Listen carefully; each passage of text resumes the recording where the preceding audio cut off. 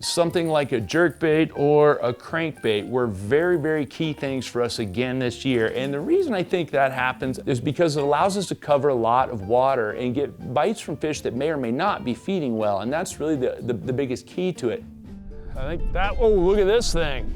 Look at this bass, dudes. Come on now, come with me, people. All right, we're gonna net this one, Dano. That's the kind we're looking for, guys. Took us a hot minute to find one of those this morning. Nice fish on this Dude.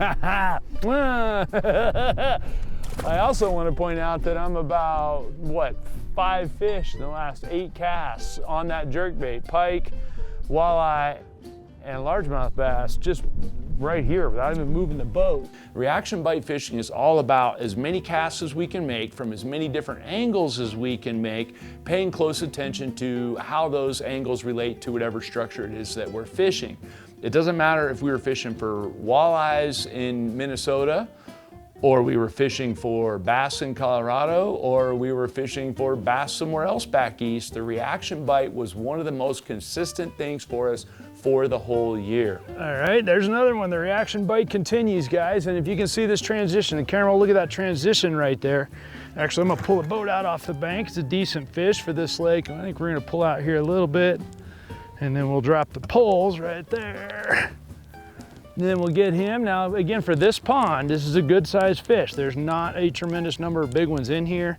If you're in a tournament in this lake, you'd be happy to have this one right now, I promise you that. But there's that little money badger, guys. You can see how translucent it is. Perfect color for this guy right here.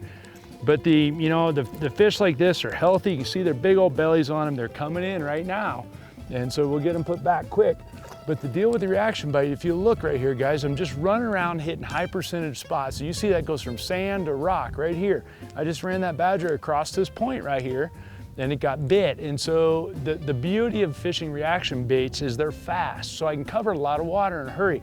So I can just run around, make 4 or 5 casts around the end of a point like this, and then run to the next one, and I don't have to spend a lot of time. So a combination of either a Fritz side or a money badger crankbait, like either one of these two, I can just huck and wind as many angles as I can. They dive quickly. I can get a lot of bites with those. And the same thing with the 2 jerk baits. And you'll notice I always go back to 2 jerk baits. It's the Stunna and the Hit Stick. And the difference in the two, most fundamentally, is this one floats and this one suspends. And so because of that, I fish them slightly different, but they're both fished as jerk baits. You can see they're in a similar color and size range, and both of them were effective for us. I didn't come to walleyes until late in life. That's a smallmouth.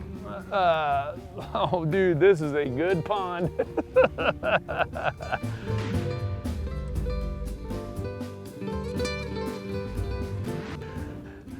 All right, we'll keep tracking him. No, we're good. I'll let him burn for a minute because he's got 3 treble hooks on that Stunna. I have personally removed a half dozen of those Fusion 19s from myself, and I never like it, so we'll let him burn out for a quick minute. He's buried on that bait, so he ain't coming off. And then he's choked it too. Look at this, dude. It is choked. Come on up in here, buddy. Nice fish. Perfect headshot on it, meaning that they're biting the bait how I want. And dude, this is a fun pond. There's the Stunna. I still haven't even changed it yet. Nice fish. And that's a fun way to catch them too. It is. I mean, I like drop shotting and all that stuff. I'd rather do this. But oh man, an active presentation with aggressive fish and clear water on an overcast day. And you feel the bite. Oh yeah, you feel the bite, all right. It's not some subtle, oh, I feel some weight. Yeah, weight out the hook set. Make sure he took it. No, I don't think so. No, yeah. Nothing better.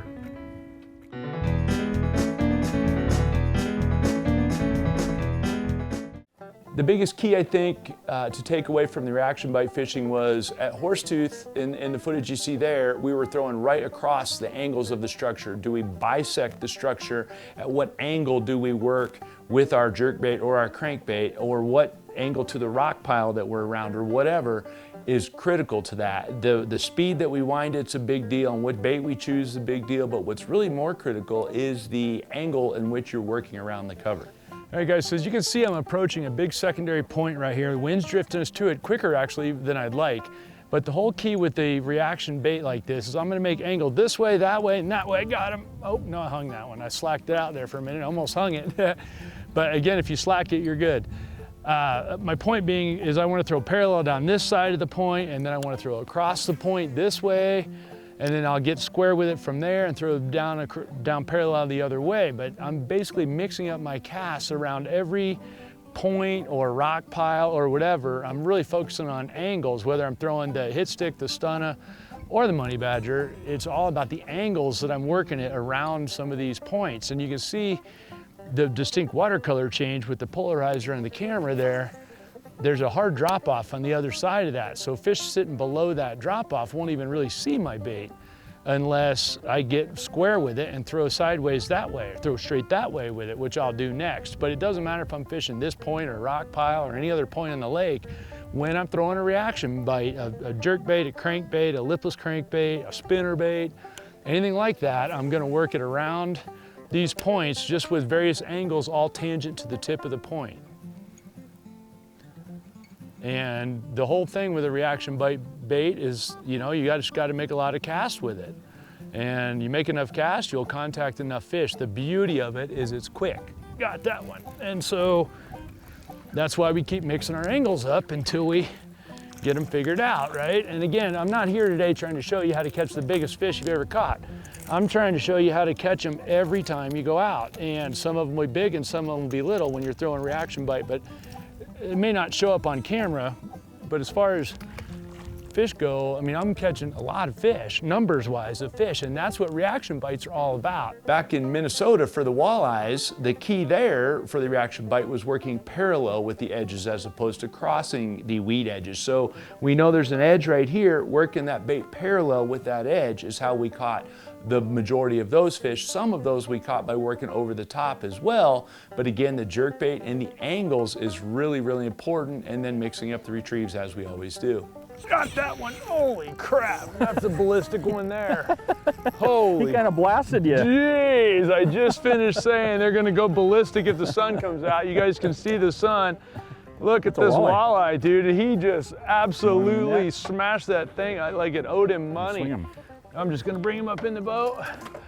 Dude, that fish crushed that jerkbait. I don't know if we were rolling on that, but holy crap, did that fish grab that jerkbait for real. I ripped the rod out of your hand. He did, dude. I mean, he blasted that thing. Holy smokes.